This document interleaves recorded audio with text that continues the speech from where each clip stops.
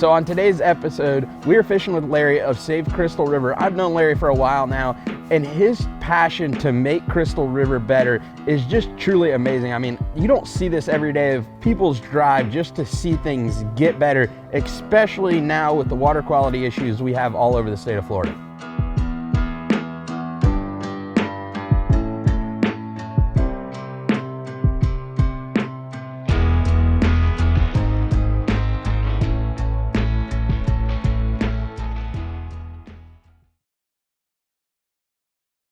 Save Crystal River is a nonprofit organization created here in Crystal River in a grassroots effort in order to work towards restoring our native seagrass and waterways. Our waterways had become polluted with limbia algae, and we really needed to get rid of it in order to get our estuaries back where they need to be.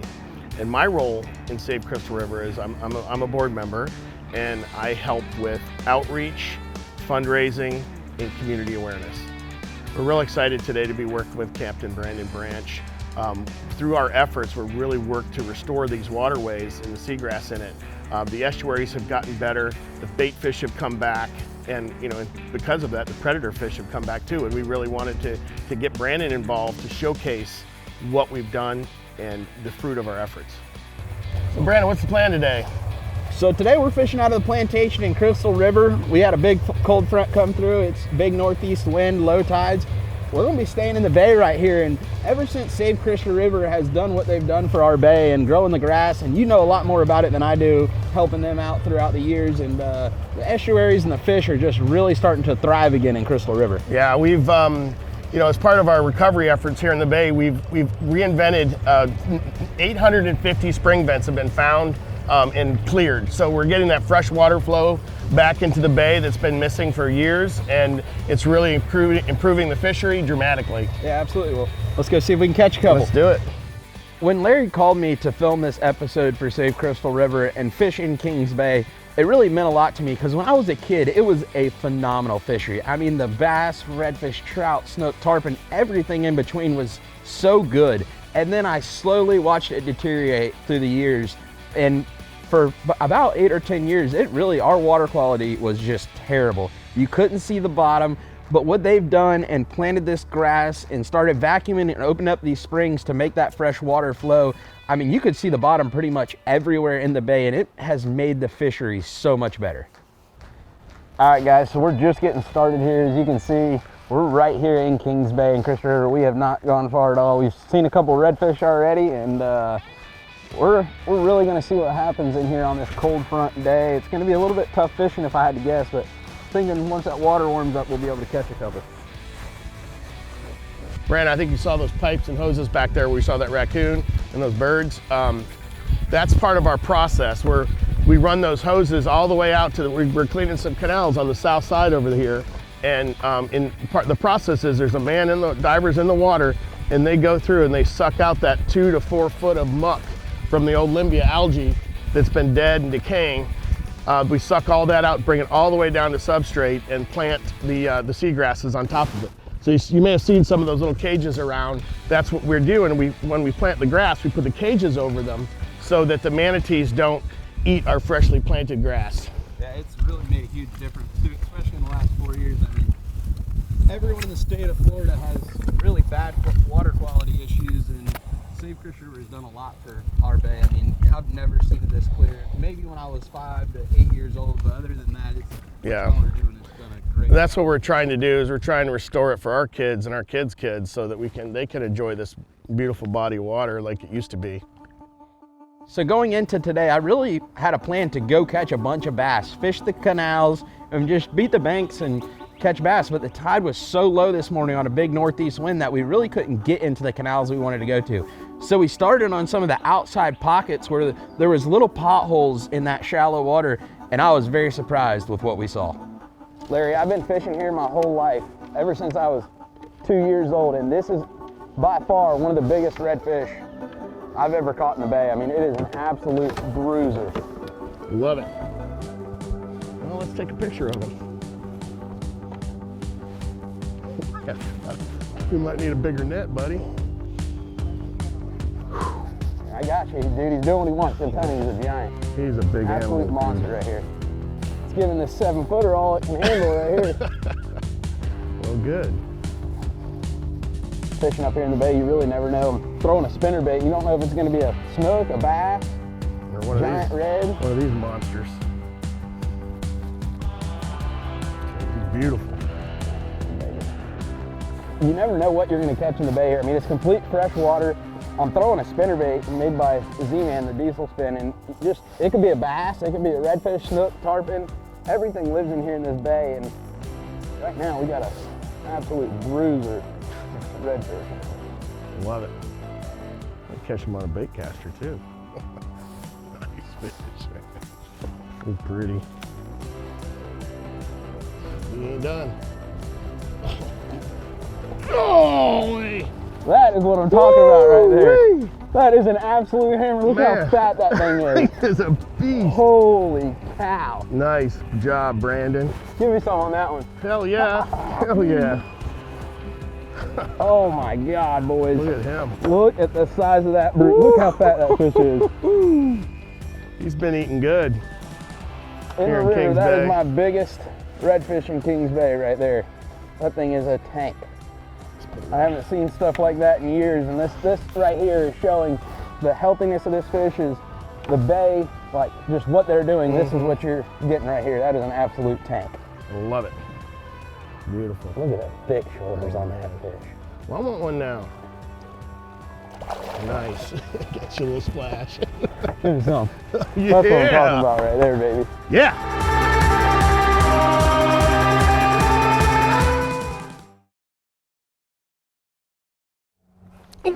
Oh, that's a There beast. you go. Big one. Big red right there, Larry. Oh, that's a big Be beast. easy with him. Be easy. You got light leader right there. Nice Okay, one. Just all stay right. easy. Go down the front. Nice one. Absolutely smoked the chatterbait.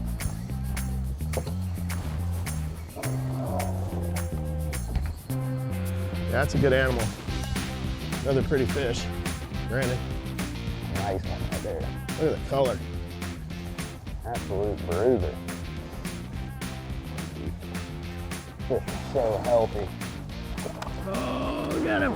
Yeah, all right.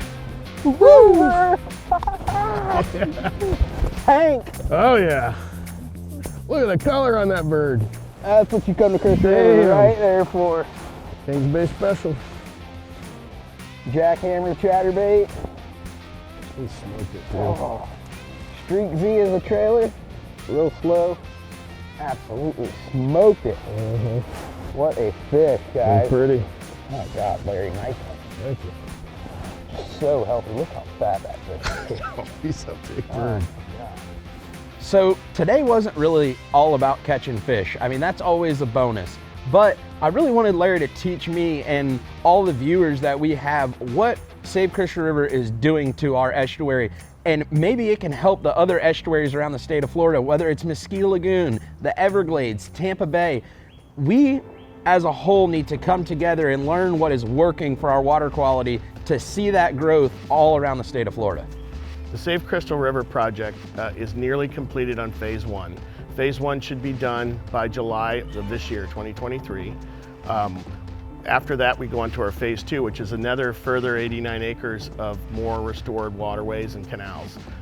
You got to see some really cool things today. We got to see the cages in the water where we've got the grass covered up, the freshly planted grass, so that the manatees can't get to it. Once it gets set in there, we'll remove those cages.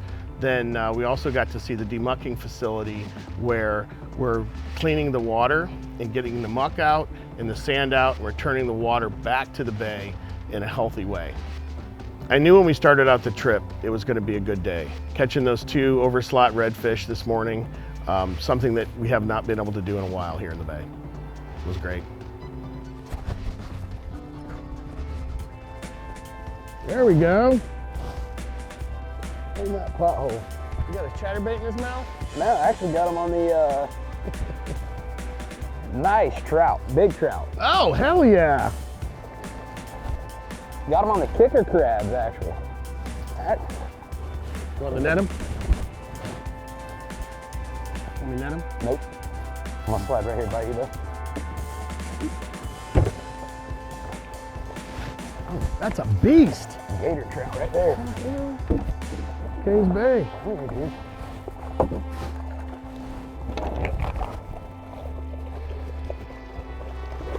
Come here, dude. Ooh. Look at that trout. That is a stud. Woo, for real. That's what I'm talking about. Damn. We fished this zone right here 3 or 4 times. This is our 3rd time today. 3rd time, yeah. Really slowed down, put that kicker crabs on, and I was just crawling it along the bottom. And That's a absolute beautiful bad fish.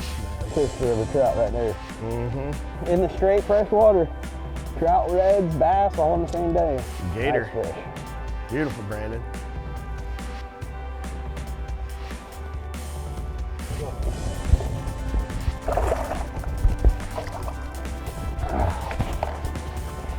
Nice.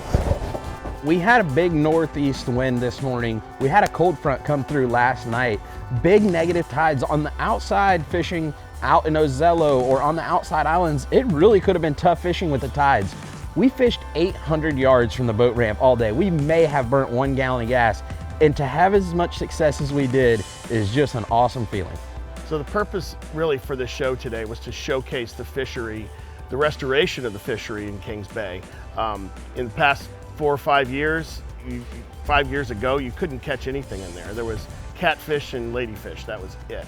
The redfish were gone, the snook were gone.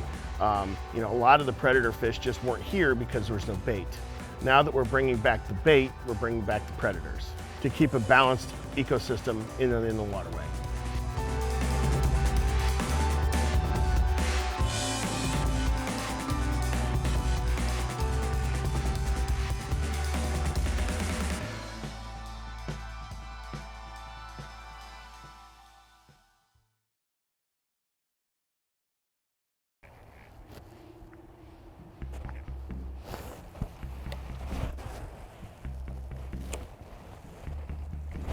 Got one.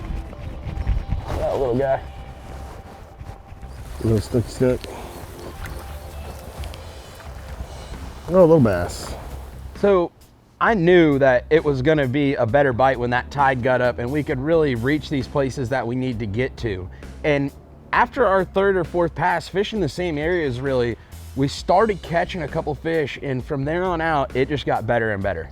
The canal we're fishing here, this is one of our last canals that we've done as part of our phase 1 restoration, which is going to put us at 83 acres.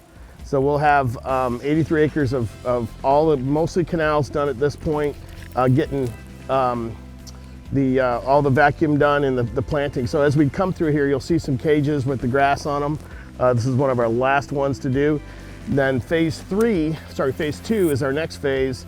And we're going to be doing the canals further out the river, and that's another 89 acres. So we're about halfway through what we want to do, but our phase 1 plan will be complete by July of this year.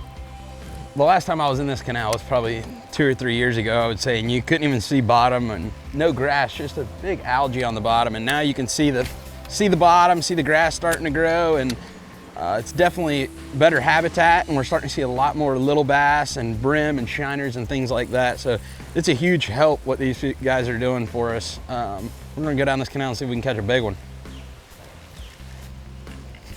Got one. Nice one too. Watch yourself. This is a good one right Yeah, here. there you go. Oh, nice fish.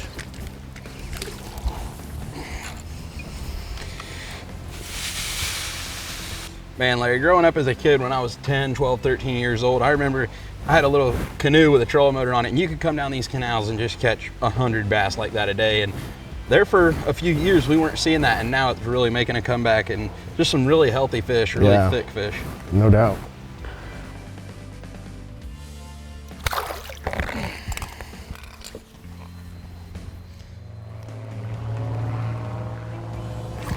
Got one.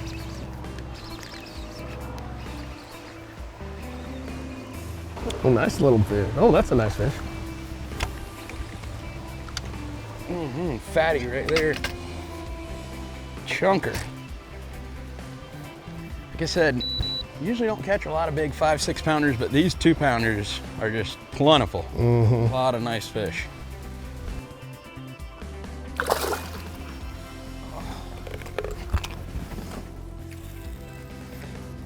Yeah. Biggin. Biggin, Oh, son. that's a nice one. I mean, a freaking hammer. A manfish right there, Brandon. The one you've been looking for all day. Oh yeah. Oh yeah, baby. That's what we're looking for right there, boys. Yeah. That is a freaking toad. There you go. Ditch pickle.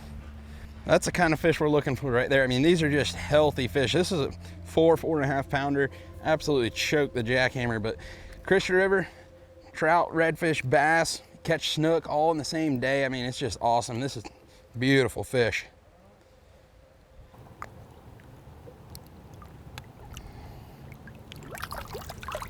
Man, what a fish. That'll get your blood pumping right there. Got one. Got one. I got one. Double The double header right there. That's what I'm talking about. Hell yeah. Come here, baby. A little bit nicer one Oh, there. that's a nicer one there. Story of my life. That's what I'm talking about. Brandon's is nicer. Yeah. Big little guy. They're clean, you know. 29-inch red on a chatterbait earlier and a largemouth this afternoon. Absolutely. After a great day on the water and catching a couple nice redfish, some trout, a bunch of bass, when me and Larry doubled up on those 2 bass right there at the end, it was just like a bittersweet feeling to end the day on a doubleheader after some amazing catches. Got him. Oh, that's a Nice better one.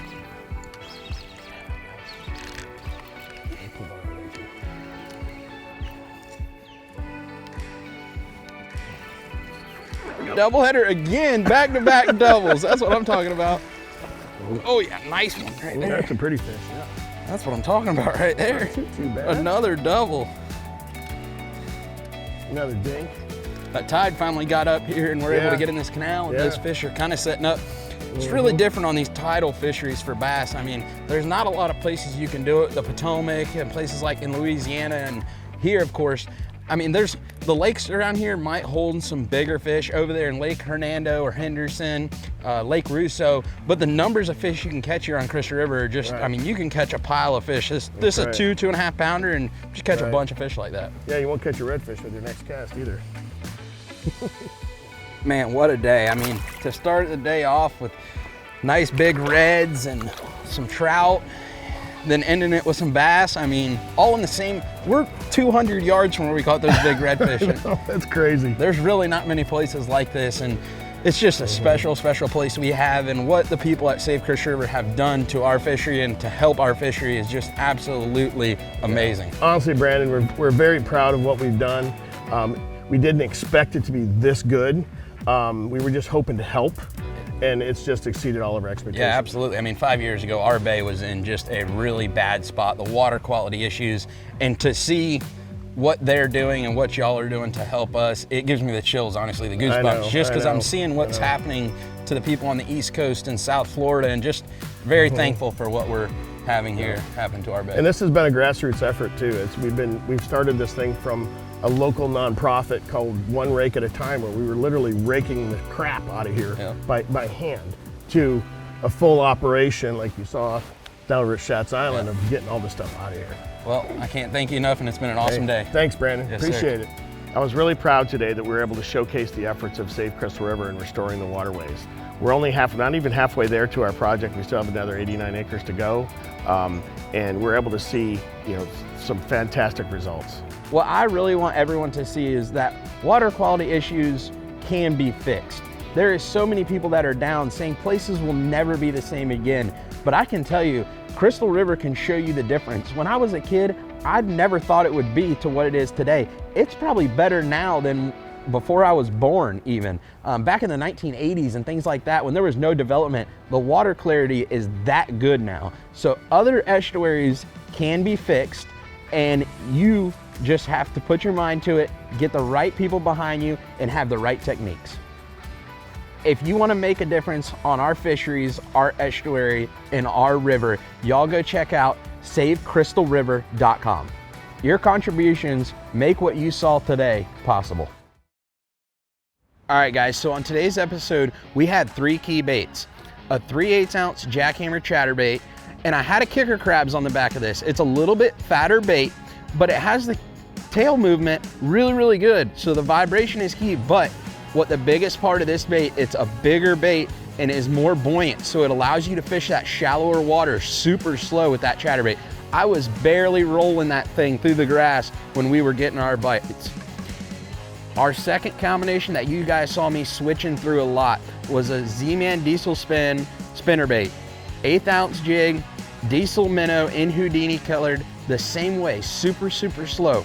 Both of these rods are TD Soul 7-foot medium action with a Daiwa Coastal. I had this spooled up with 30-pound diamond braid and a 20-pound Diamond Illusion fluorocarbon leader. This is a new fluorocarbon from them. It's super limber and easy to tie, but it's super strong. In those rocks, you're not getting a lot of chafes. I didn't have to retie one time today. Last but not least, the Snake Locks head by Z-Man with a kicker crabs in the deal color. When we got around those potholes and really had to slow down, this was a key bait for me. All of our gear today was a 7.6 medium action TD Soul rod by Daiwa, paired up with a 3000 BGMQ, 10-pound diamond braid, and then the new 20-pound Illusion fluorocarbon. If you're interested in any of this gear that we use today, go check out sodiumusa.com.